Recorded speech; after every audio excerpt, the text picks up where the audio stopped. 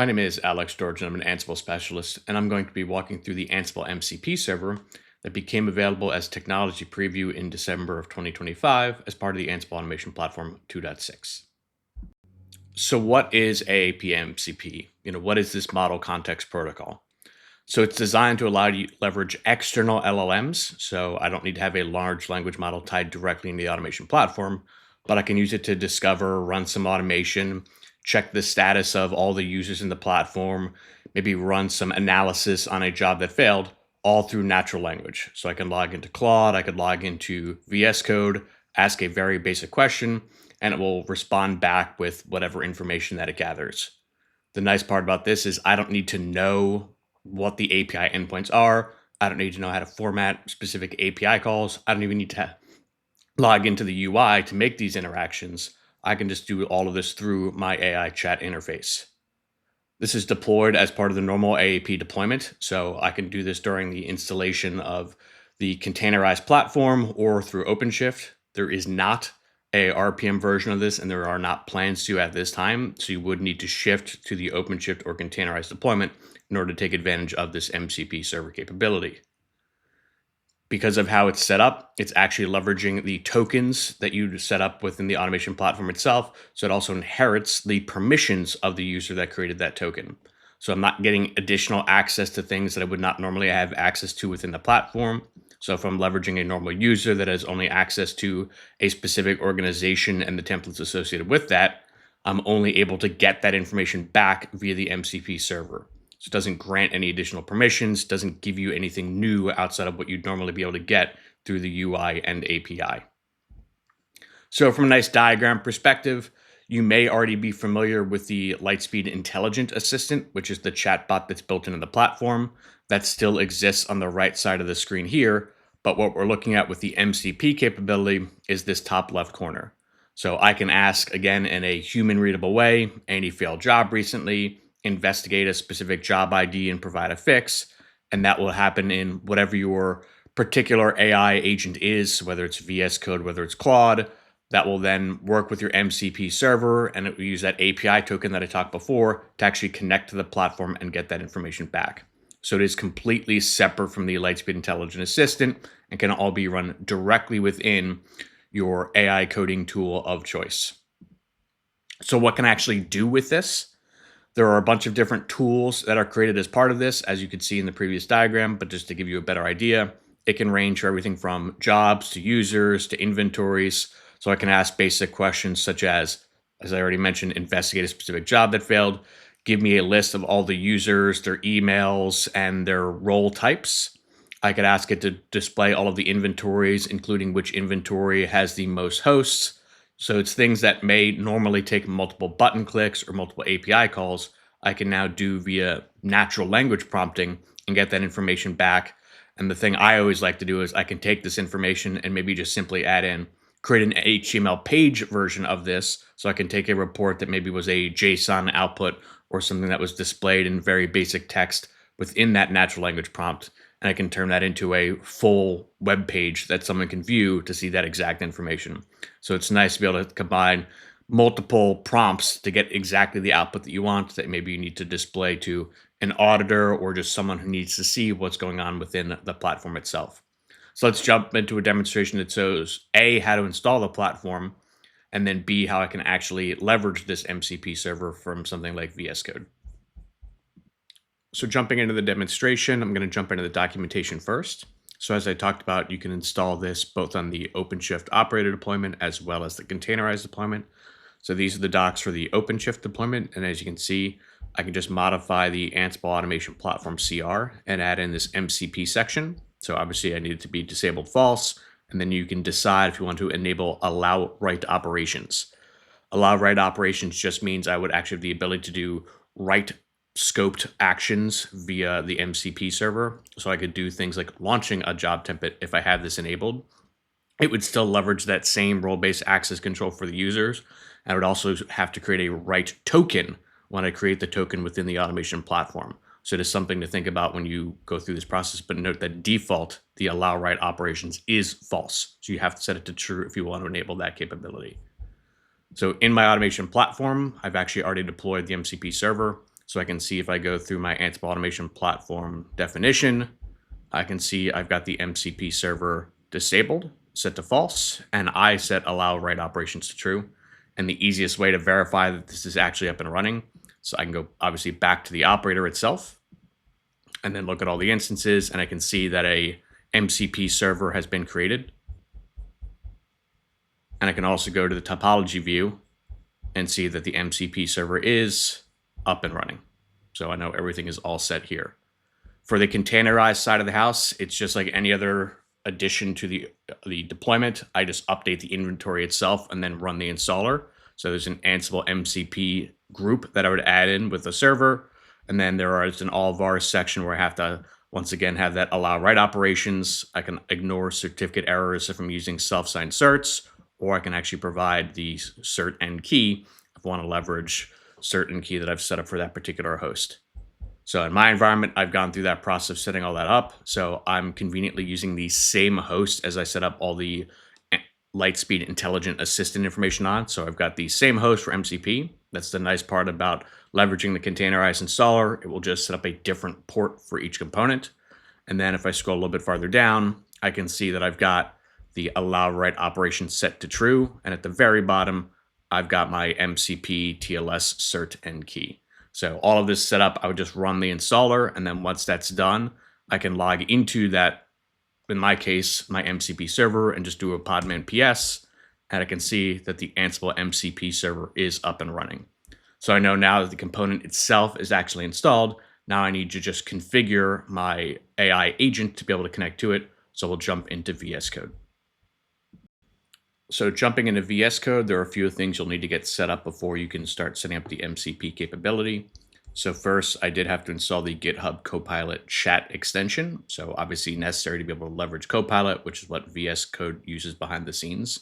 Another important thing is obviously this is going to create an HTTPS endpoint that the AI agent is going to connect to. So I've already downloaded the root CA and added into my trust store. But in the settings of VS Code, if you do a search for system certificates, you will see something like system certificates to say they're actually loaded from the OS into VS Code, and then actually fetch additional support for Node.js. So this ensures that all of those system certificates will work inside VS Code, so I can actually trust the MCP server when it connects to that HTTPS endpoint. So I've already run into this a few times with customers, so I did specifically want to point out you have to make sure VS Code trusts your certificate. So the next step is actually creating the API token so I can connect my AI agent to the Ansible MCP server.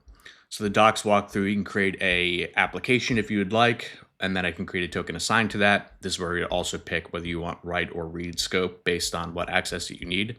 So in the automation platform, I've already done this.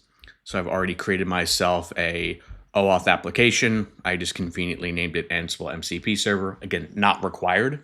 But then once you have the OAuth application, that's where as a user, you can go into your user details, API tokens, and then create an API token assigned to that OAuth application that you've created. And this is where you'd pick that write or read scope. Once you click create, that will give you the bearer token that you need for the integration for the AI agent itself. Again, as you can see, this is tied specifically to my user. So whatever role-based access controls I have in the platform, that token will have, which means that the context that I try to gather will be based on that scope. So once this is done, really the next step is actually setting up the MCP itself. So it kind of walks through that process. There's a nice copy and paste job that you can do just to have that set up and running. So I'm going to jump into VS Code, and I've already got this mcp.json. There'll be some slight varieties based on what tool, what AI agent that you're using. So just keep that in mind. I know the example in the docs that I showed have it as, MCP servers. It's specifically for VS Code, looks for servers as its information. So again, there might be some nuance based on what particular AI agent that you leverage. But after that, it's basically type of HTTP, your URL. In the example, it uses api.example.com. It will be different based on whether you're using OpenShift and the operator or if you're leveraging the containerized installer. For the containerized installer, it has its own specific port. So this is specifically that AAP Lightspeed VM that I set up.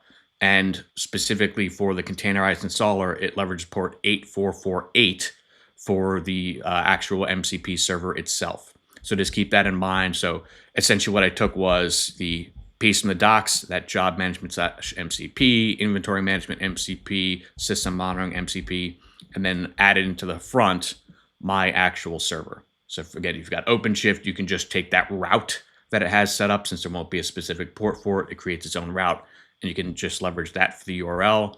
And then this is where that token would go. Obviously, I don't want my token plain text sitting here, so I've got it set up to use authorization, and I'm using an environment variable that I have set up for myself. So I just created an environment variable called MCP service token, which is the token that I created inside the automation platform itself.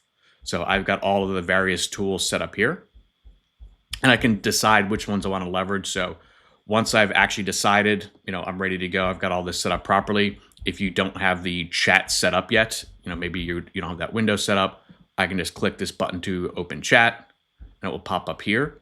And then make sure this is set to agent. I've seen a few examples where this was previously set to ask. So make sure you click agent so it actually uses your AI agent.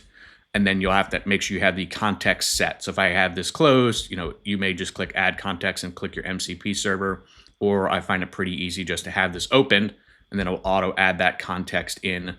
And based on what you've clicked, it'll either narrow it down to a specific scope, or if I click at the top, it will use that entire mcp.json as the context for any natural language questions that I ask. So I do want to show a previous one that I did, and then I'll actually show a live one just to see how that can look from the perspective. But I specifically asked yesterday, investigate why job run ID 121244 failed and suggest a fix. So it's something that a colleague of mine had a job that he ran and said it failed, and I honestly didn't know why. I didn't look into it, but I simply asked this prompt, and it ran a few things to retrieve all the jobs and retrieve the job event list. And then it was able to say, during a specific task, the gather installer meta info from tenant, from the Dynatrace one agent installation playbook, it failed because it couldn't actually get the information because of a 401 unauthorized error. So pretty simple. This is something that I could probably find by looking at the job output itself, but it goes into more detail and says, this is the exact task that was used. It expects a 200 error code, not a 401. And most likely this one agent PAS token that was an extra variable is either invalid, expires, or lacks sufficient permission. So it gives me a very specific thing to focus on, as well as a fix to, hey, log into that environment specifically from the token and from the extra variables that was passed in. Here's where to look, or obviously it may vary based on your specific Dynatrace entrance, and either get a new token or validate that it specifically has that scope. Then I can update the job templates, verify the URL. It even gives me a curl command to test that the token is valid. And if I get a 200, hey, I can relaunch and monitor that task. So also walks through, hey, if that's not the case and you still have the issue, check network connectivity, firewall rules, so on and so forth. So it gives you all pretty good details as far as not just the context of the playbook or the automation platform, but the other tool that I could specifically tell I was trying to integrate with, in this case, Dynatrace, to give me a very detailed fix. So this is a very good way to leverage the server. This is honestly probably what I will use it for the most at this point. But as I continue to leverage it more, I'll look into user access, inventory management, things like that. But I do also want to jump into a live demonstration to see how that might flow inside VS Code with a new chat. So I'm going to run that same prompt, but on a different job. So I'm once again going to investigate why job run ID, but this is a different ID within my automation platform. So this will go through the steps so I can see exactly what it's calling from those tool calls. So I can see, yep, it's going to do a job retrieve for that specific ID. I can click allow, and then it should look at the job event as well and will require me to allow that. So I've got this set to ask every single time that I do a particular tool call just to verify what's going on before I start making MCP tool calls. So again, I'm going through the actual job events list. That is the correct ID, so I can click allow. I can limit what specific tools, well, even though I've got this mcp.json with every single tool that's here, I can click into this icon and you can see all the different tools that are available, and I can uncheck the various pieces. So I can uncheck hosts, I can uncheck things related to job management, so I don't have to necessarily have every single tool available, just something to think about. And as it's going through its process, not only is it leveraging the job events, but it is also looking at some of the files that I have in this folder. So I do have a Jenkins.yaml, I've got a role associated with it. So it's already smart enough to know, hey, the job that failed was a Jenkins job. So it's using Ansible to create a job within Jenkins itself. So now it's giving me this nice output, and I can see, hey, job run failed because the Ansible task using basic auth encountered a 503 service unavailable when attempting to hit this particular endpoint. So full traceback error indicates that the library failed during the job exists check. So it's possible that the server is not running. And in this case, it wasn't, which is why this error was. So, hey, I may need to go through that process, or it gives some other options of what to check. So it does, once again, give me the exact playbook that this ran on. So once again, I can see not just that context of the job failure itself, but the LLM was smart enough to go, hey, the job itself was specifically run using Jenkins.yaml. It found that Jenkins.yaml, found the specific role that it's using, and saw exactly what's going on from a execution environment perspective, saw the execution environment. So it really went through all of those different pieces and then gives me the fixes, as I talked about, which, hey, see if you can get via the web browser that the server is running, gives me a fix if it's not running, and then obviously makes me check, can I reach that from the execution node, all those various pieces. So this is very handy, where it's not just looking at the failure itself, it's giving me the additional context of, here's what's to check from the Jenkins side, here's the actual playbook itself, here's how to check the network connectivity from the execution node, here's some adjustments that you need to make, maybe need to make to the playbook. All of this from a fairly simple prompt, which was just, hey, this is the ID to give me a fix. I could, if I wanted to, since I do have write access, tell it to, relaunch that failed job, or I could obviously log into the UI or API to have this capability. So all from the AI chat interface, I was able to do all of this troubleshooting, adding in the context of the job that failed, the playbook and role, because conveniently enough, that playbook and role is within my folder structure. So I was able to access that information as well. So it's definitely handy that I can leverage everything related to this particular job run. So I encourage you to take the time to play around with the different tools that are available, disable some, enable others. I wouldn't necessarily recommend to have every single tool enabled just because it will degrade the performance. So you may just want to start with, only the inventory available as an option, or only the job management available. Test those particular features, create some reports for yourself, and see exactly what it can do. But you may have to, again, modify slightly based on what your AI agent is, if you're using Claude or something like that. But just note, this is a pretty convenient way to do some troubleshooting, to get some multiple button clicks within the platform without ever actually needing to be in the platform to run those checks via the UI or via the API. So now that you've seen how I can set this up from the installation perspective, as well as set this up at least from the VS Code perspective, I'm going to include in the description down below the installation docs for both the container install and the operator install. That will also include that mcp.json, so you can copy and paste that into your editor of choice and then modify it for your server URL for your bearer token, so you can start testing out that access. Once again, I would very much make sure that you've got your trust store updated from wherever you're running this from. Otherwise, you may find yourself getting errors saying it can't fetch due to SSL certificate issues. So I've seen that before, so just something to think about.